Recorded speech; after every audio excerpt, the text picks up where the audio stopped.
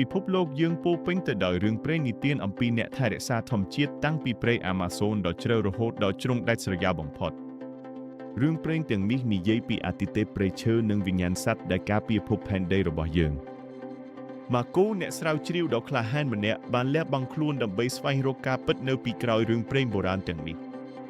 ការស្រាវជ្រាវរបស់គាត់បានដឹកនាំគាត់ឆ្លងកាត់ទ្វីបជាច្រើនរហូតដល់ទីបំផុតគាត់បានរកឃើញតម្រុយមួយនៅអាស៊ីអាគ្នេយ៍គោលដៅរបស់គាត់គឺប្រាសាទអង្គរវត្តដ៏អស្ចារ្យដែលជាបេតិកភណ្ឌពិភពលោកពោពេញដោយអាថ៌កំបាំង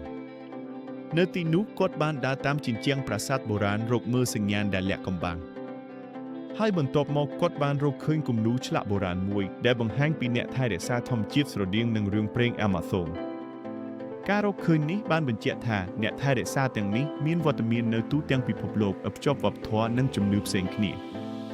រឿងព្រេងនិទានទាំងនេះរំលឹកយើងថាយើងទាំងអស់គ្នាជាផ្នែកមួយនៃធម្មជាតិហើយមានតួនាទីក្នុងការការពារភពផែនដីរបស់យើងចូលយើងបន្តស្វែងយល់និងថែរក្សាពិភពលោកដ៏អស្ចារ្យនេះជាមួយគ្នា